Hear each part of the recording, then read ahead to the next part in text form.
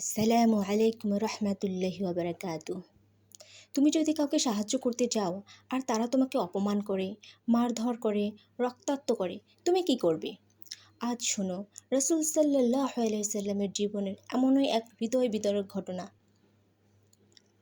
একবার মক্কার লোকেরা যখন রাসূল সাল্লাল্লাহু আলাইহি সাল্লামের দাওয়াতকে মানতে অস্বীকৃতি জানালো, তখন তিনি গেলেন তাইফ শহরে। উদ্দেশ্য একটাই, মানুষকে আল্লাহর পথে ডাকবেন। কিন্তু তাইফের লোকেরা তার কথা শুনেনি।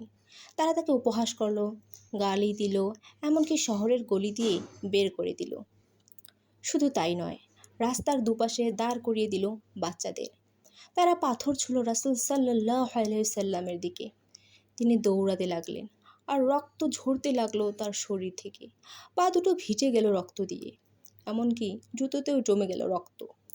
এক বাগানে গিয়ে রাসূল সাল্লাল্লাহু আলাইহি সাল্লাম বসে পড়লেন, কাঁদলেন, দোয়া করলেন আল্লাহর কাছে। তখন আল্লাহ তাআলা জিবরাইল আলাইহিস সালামকে পাঠালেন।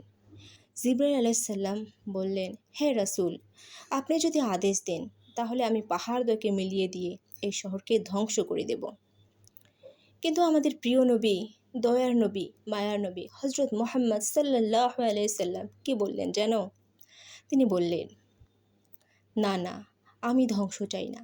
আমি আশা করি এদের পরবর্তী প্রজন্ম আল্লাহর পথে আসবে।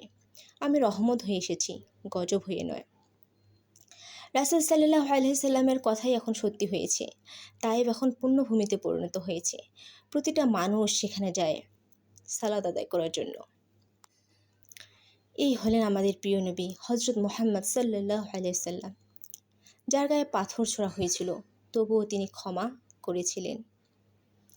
আজ আমরা এত সহজেই রেগে যাই, কাউকে গালমন্দ করি, হিংসা করি। আসুন এই গল্প থেকে শিক্ষা নিই। ক্ষমাই হলো একজন প্রকৃত মানুষের গুণ। ক্ষমাই হলো একজন প্রকৃত মানুষের গুণ। আমরা যেন আমাদের বন্ধু, শত্রু সবাইকে ক্ষমা করতে পারি। ভিডিওটি ভালো লাগলে শেয়ার করো, সাবস্ক্রাইব করো আরও এরকম নতুন নতুন ভিডিও পেতে। আর কমেন্টে লিখো সাল্লাল্লাহু আলাইহি সাল্লাম। আসসালামু আলাইকুম রহমতুল্লাহ।